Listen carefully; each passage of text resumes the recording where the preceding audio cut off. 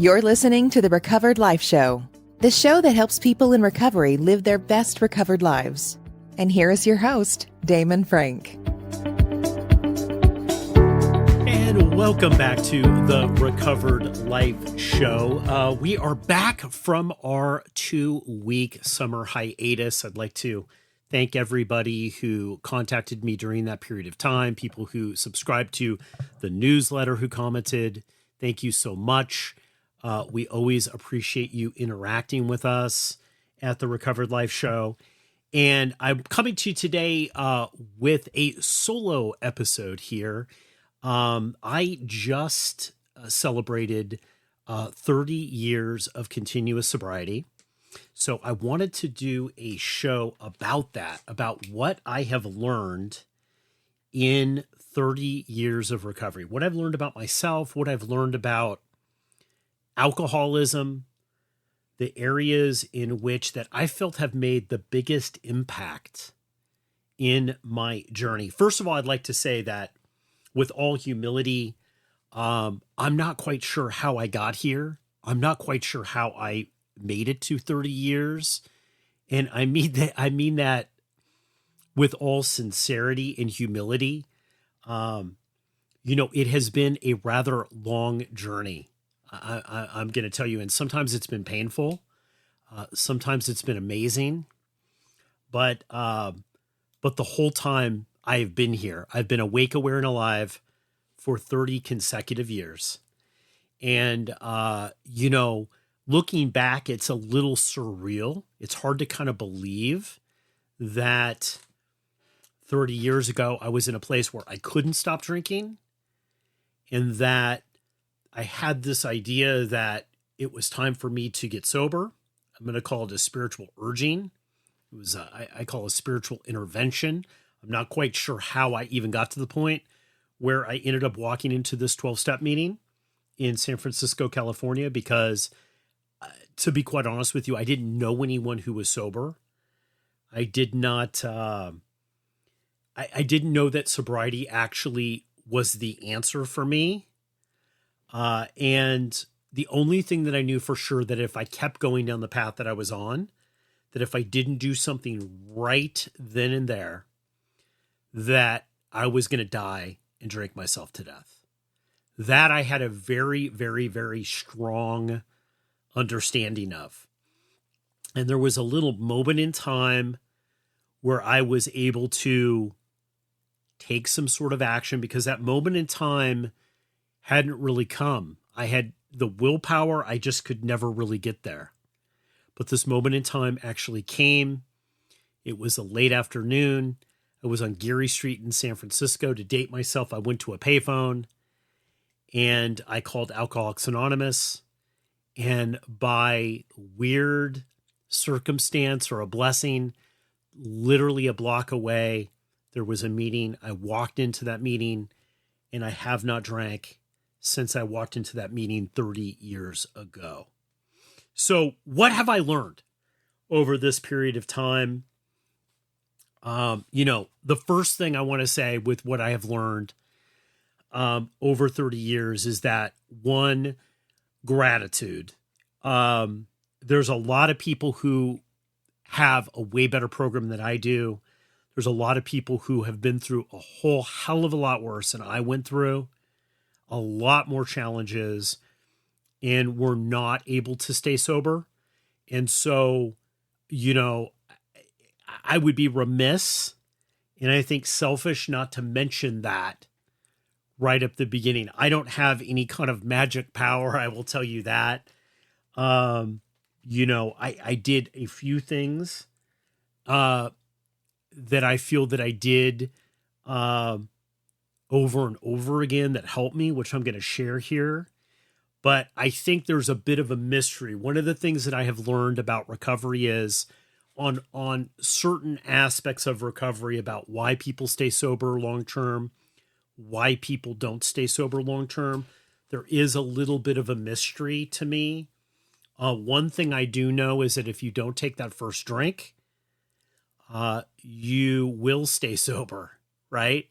And doing things beyond not taking that first drink was a little overwhelming for me a lot of times in sobriety.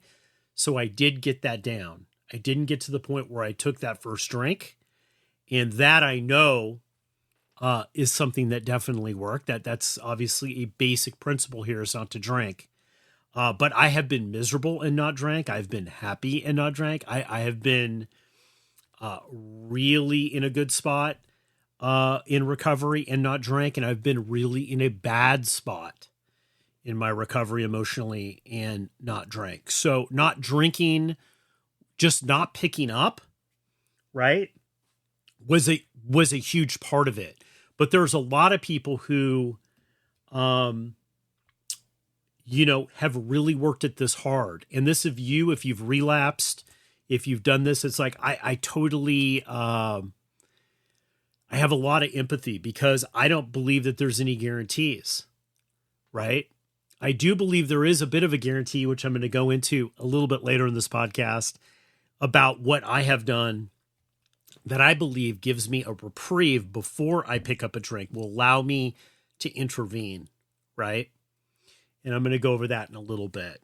But if you're listening to this and you're having a hard time staying sober, I totally understand. And that could be me tomorrow, right? So I have empathy and gratitude for the place that I am in. I want to say that foremost. And I don't hold any grand secret that other people don't do. I don't believe that my sobriety is better than other people's sobriety because I have maybe more consecutive time than them. Everybody has the time in which they're at right here and right now. I will say one thing that has not changed, and I hear this a lot, and I disagree with people about this. They believe that they have changed their relationship with alcohol. I'm going to tell you right from the beginning here of this podcast is that I do not believe that my relationship with alcohol has changed. I still think about alcohol the same way that I thought about alcohol when I was drinking, a week into it, 3 weeks into it, 3 years into it, 10 years into it, 20 years into it, now 30 years into it. I still think about alcohol the same way. Alcohol for me was a tool to be able to take as much as I could and escape into that, right? I never developed in the 30 years a relationship with alcohol where I'd really just like to have a glass of wine and look at the sunset. If I'm going to be honest with myself, I've had those thoughts, but that's so not true. My idea of drinking is to get as much alcohol as I can, lock myself into some hotel room, and basically drink myself to death. Like I don't have that has not changed. And I think I see a lot of people out there trying to change their relationship with alcohol.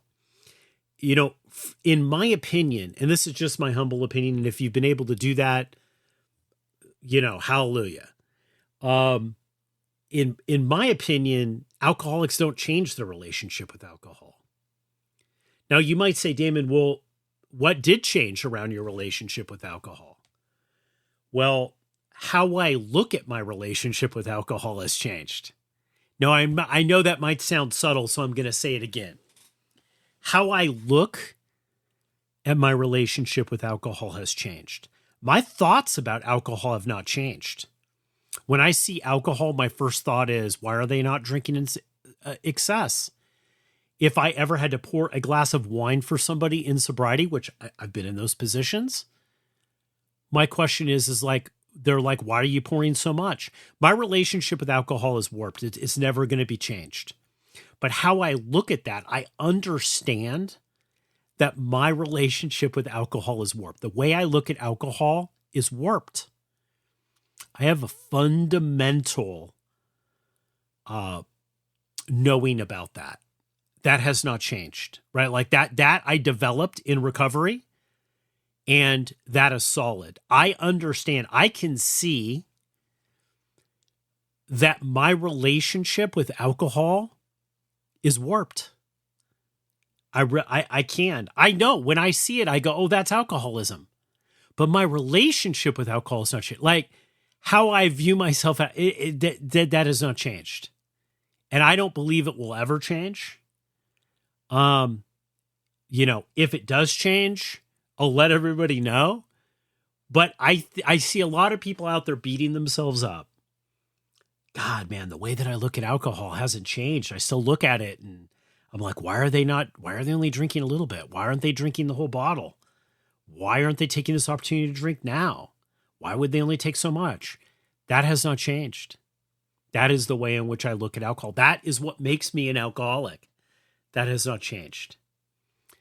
Me being able to identify that's warped thinking, that's changed in 30 years. And I would say that where I'm at today, it's very strong. When I have those feelings, I know a lot of people say, hey, you're going to get 5, 10, 15 years of sobriety and you're never going to feel like drinking again. And if you ever have the feeling that you want to drink or you ever have a craving, you must be doing something wrong and that your sobriety is bad. That's another thing, guys. That's happened to me. Some of the worst cravings I ever had were at 20 years of sobriety. Why did I have them? Because I'm an alcoholic. That's why. Right? Now, thank God I was able to identify those. Now, did it mean that something was wrong? Well, at the time, yeah. I needed to do certain things in my sobriety that I was not doing. And I was able to do those again. Those were great. But have I had those when I've worked, quote, almost a perfect program, flawless? Yes, I have. Does that mean that I'm doing something wrong? With more maturity as being in recovery, I realize, no, that's alcoholism. Sometimes alcoholics feel that they want to drink, even when everything is perfect. That's what makes you an alcoholic, right? So I don't beat myself up when I have those. Now, I'm going to be honest. Do I have those a lot? No. Do I have those frequently? No, I don't.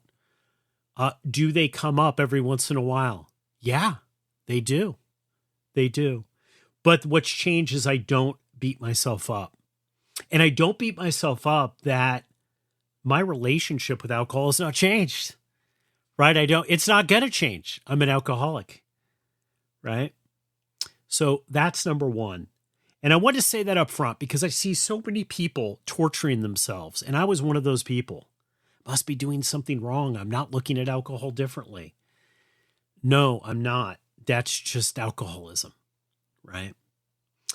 The second thing I wanted to point out here, and we've had a lot of podcasts about this, and it's acceptance. Acceptance, right? Like where I'm at right here and now. Now, this is something that's come in and out, but this is something that I have worked on. And I think that this is one of the keys of continuous sobriety. And I know it's definitely helped me, right? And I do believe that everybody is different. One of the things that I got fairly early on, I'm going to say in the first couple of months, is that acceptance that I was an alcoholic and was never going to be able to drink again. Okay. Now I could drink, but I was never going to be able to drink normally again. And that there were no guarantees if I did pick up, and thank God for the people that were around me. I was around some people who really understood the basics of alcoholism. And they said, Damon, you could pick up, but the spiritual journey that you're on ends. And the guarantee that you'll ever get back to the place that you're at, that also ends. But if you do stay sober, we have a very good experience that your life will change if you keep working on it to the better. That even though you might not be feeling great now, in the today, in the moment, that it will change. But we cannot guarantee that if you pick up, you'll even ever get back to ever having physical sobriety again. This is something that I accepted as a fact early on.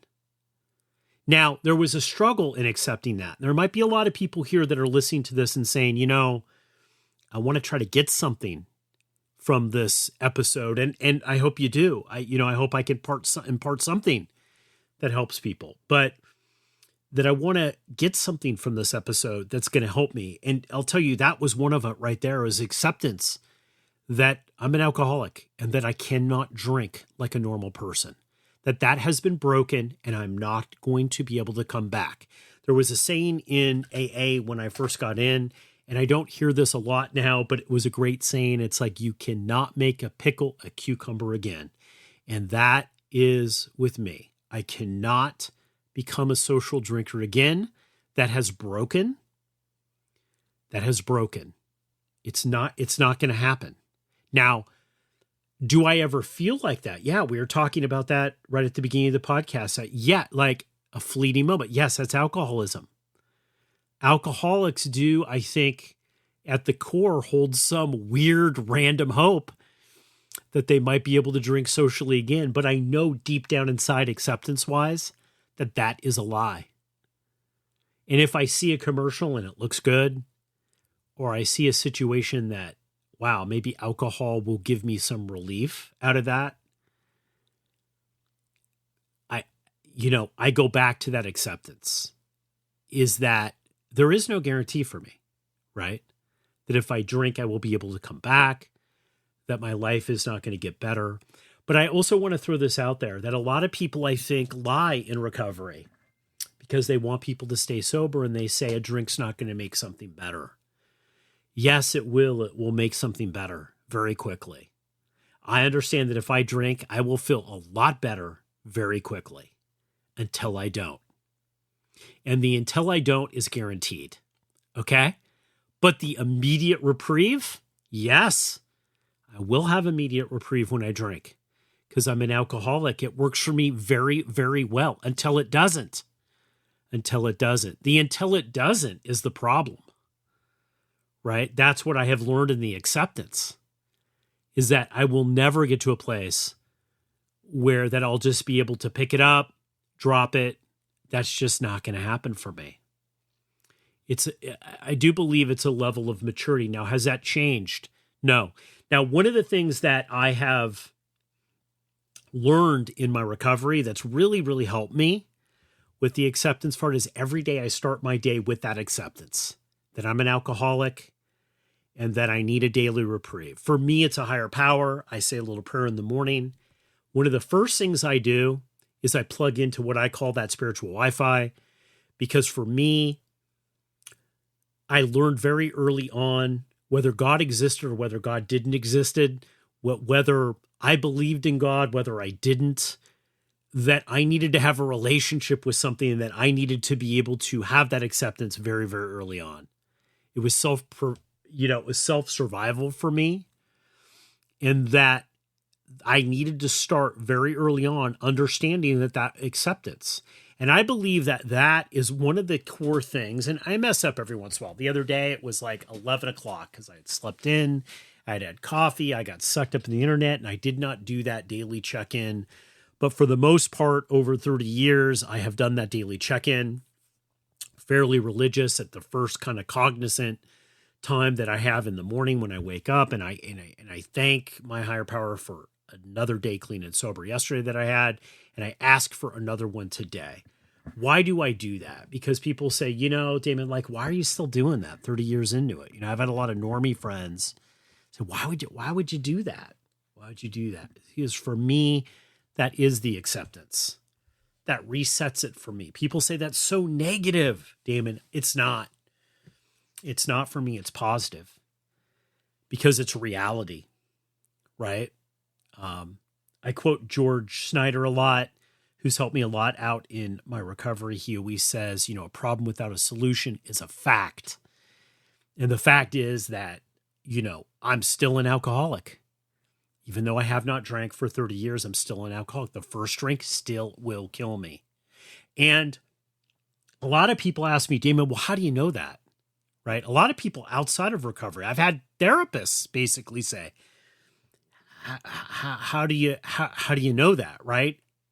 I know it because there's a lot of people who listen to the podcast. There's a lot of people that are in my circle who've had a lot of time and have started drinking again and have gone out and not come back. Those are the people that aren't listening and that have come back and gotten sobriety. And I've seen it take people out. I've seen it take people out with 30 years, 20 years, 10 years, 5 years, 40 years, 50 years. I met somebody who decided after 50 years that they could drink again, and lo and behold, they could not. So I have enough empirical data that alcoholics don't ever master that. And I have developed just enough emotional maturity to be afraid of that, right? Just enough to be afraid of that. The other big thing that I have learned here in the 30 years, the other big takeaway is my interpreter has changed drastically, that you need to change your interpreter. Now, what do I mean by that? Now, here's the deal. You might not need to do this to stay sober long-term, but if you want to be happy and you want your life to move forward, you have to kind of learn this fact. Is that in early recovery, I learned that it wasn't just alcohol that I had to change. That really at the core, alcohol was an allergy. There's something happened when I drank it. I couldn't stop drinking it once I started. Yes, that was an issue. And I had to have acceptance around that and deal with that. But I also needed to change the interpreter. What is the interpreter? This is the thinking. That the root cause, there was a thinking issue going on with me.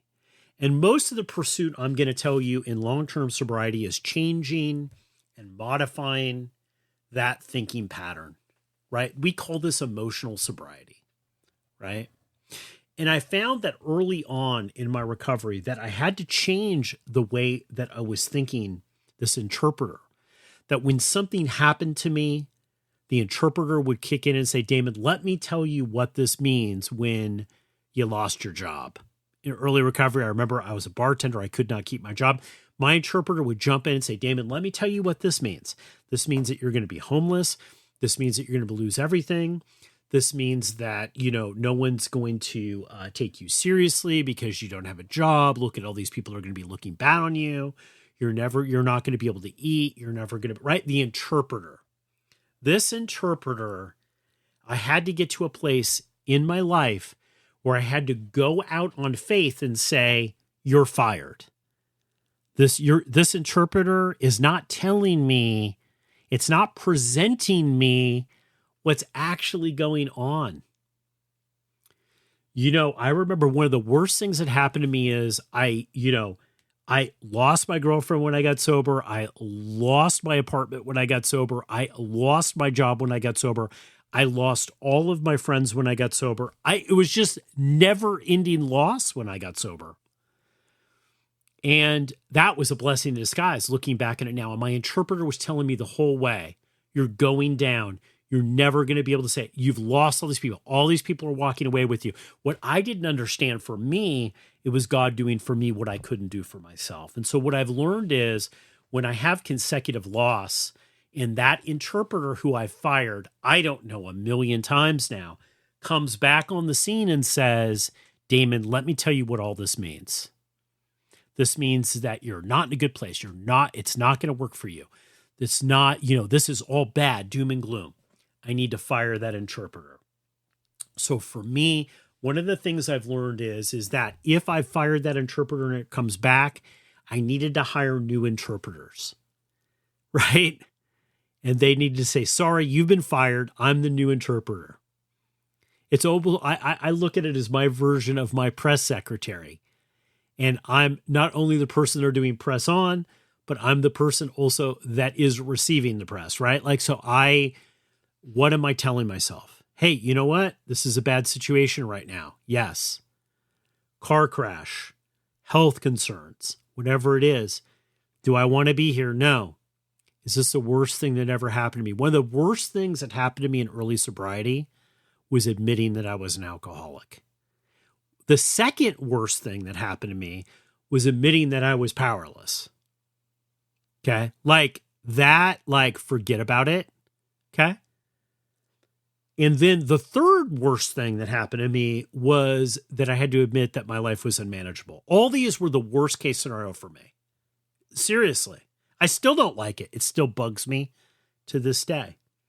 What's some of the best things that ended up happening were those three things, right? So understanding that I was powerless over a situation gave me an opportunity to reinvent my life. Now, what happened as a result of me getting sober? Really an amazing thing. Everything that I thought that I wanted in recovery, really honestly was kind of superficial looking back. What I got was a whole lot more. And I keep getting gifts from being sober. I'm going to talk about one of the gifts is my nieces and nephews, the people that are around me, my daughter, my child, never have seen me drink. I came from a line of people where there were not people in recovery. My family knows that I'm in recovery. There are people in my life know that I'm in recovery. And what that means is I've been able to be of service to people, right? I was raised in a household that had drinking. My child was raised in a household where there was not drinking. And what that was able to create was absolutely amazing. Breaking a generational curse of a lot of people who had alcoholism in my family, not everybody, the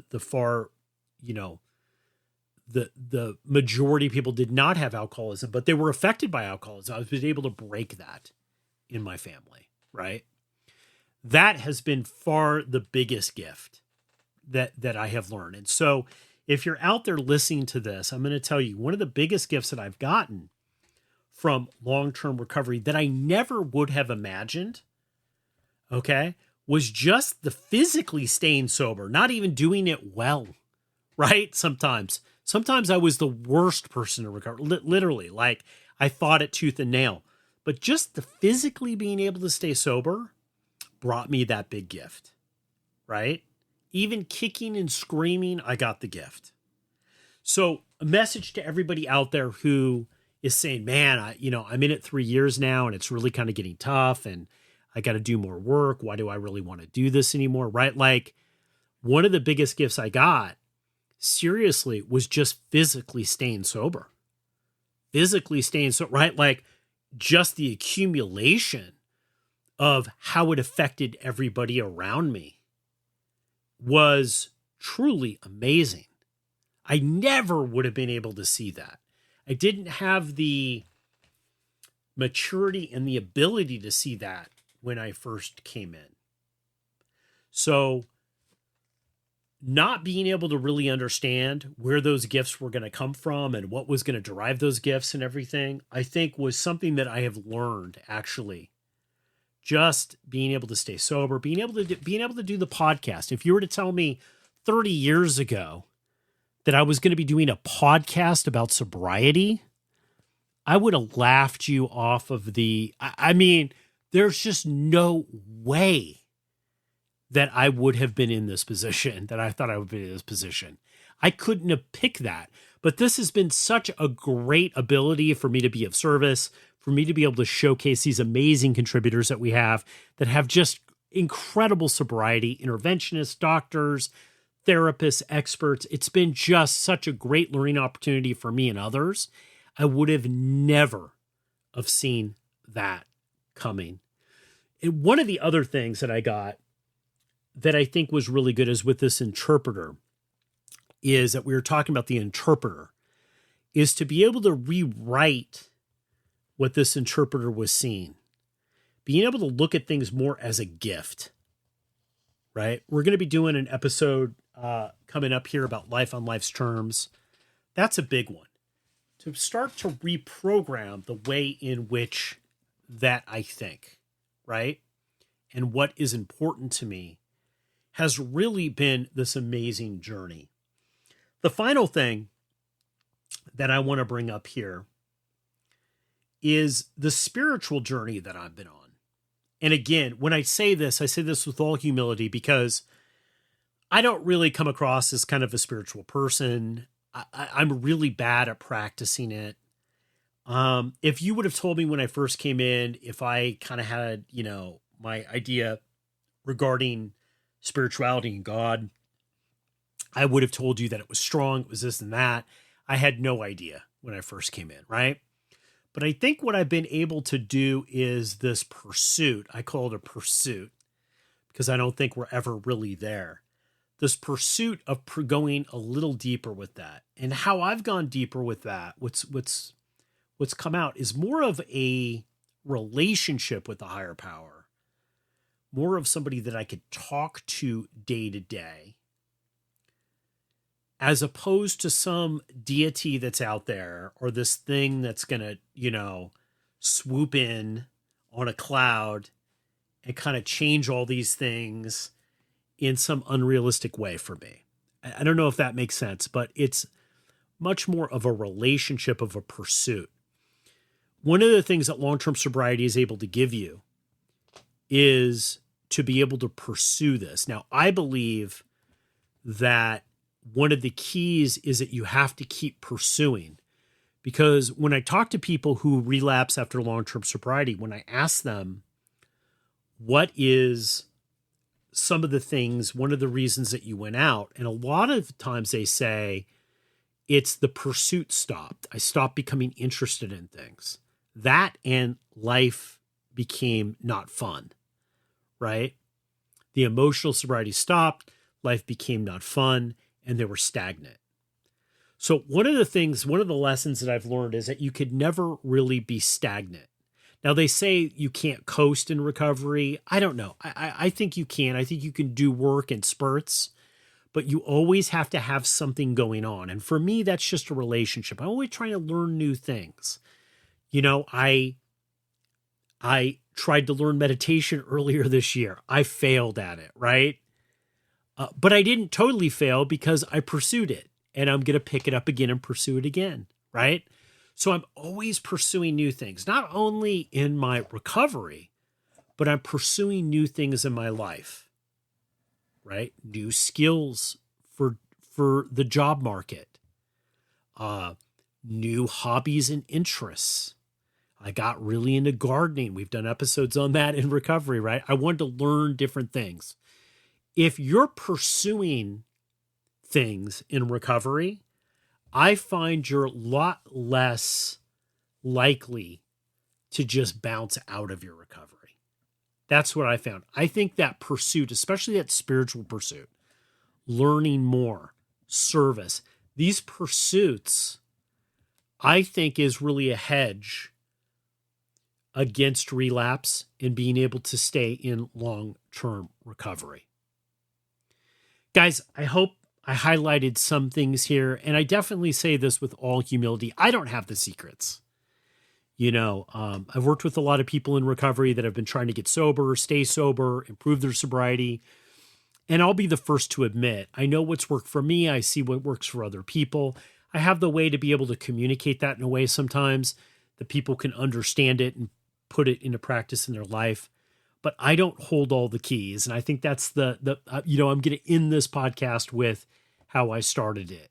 There's a lot of I don't know in recovery. This humility of I don't know. I don't know. I had a therapist for a period of time. And one of the things that, she really challenged me on was she's like, well, you just have this really active participation in your own sobriety.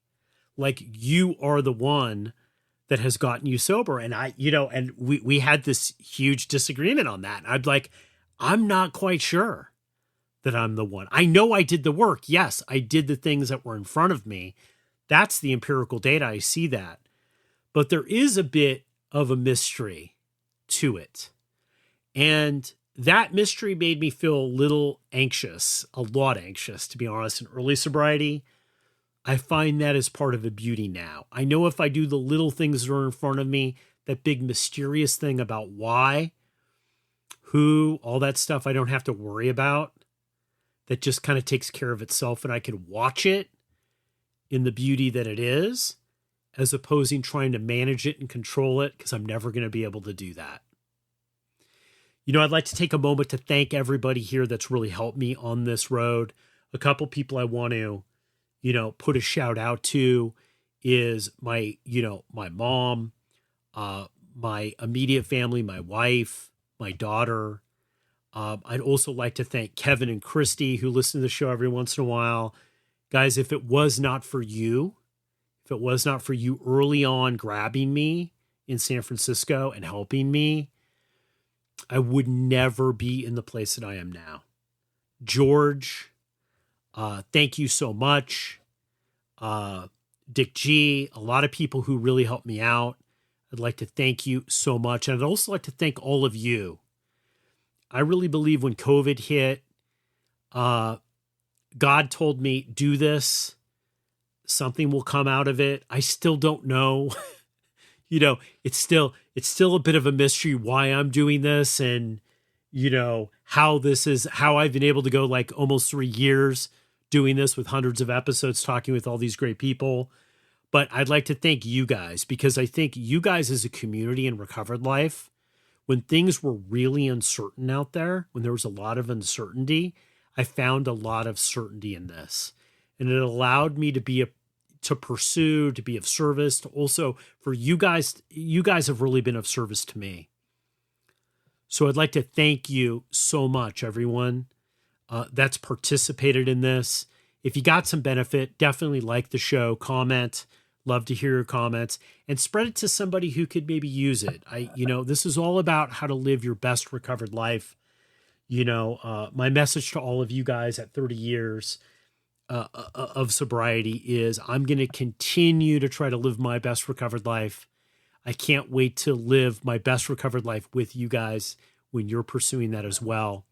Thank you. I love you guys all. And thank you guys so much for all of your participation with the Recovered Life show and me personally.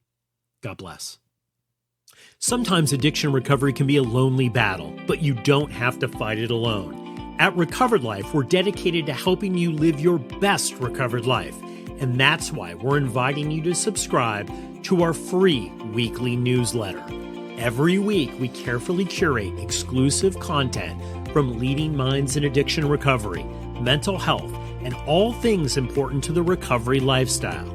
Stay in the know with the latest news about addiction and get exclusive invitations to special recovery-focused events and explore insights tailored to support recovery from alcoholism, drug addiction, codependency, disordered eating, dysfunctional family dynamics, gambling, and so much more.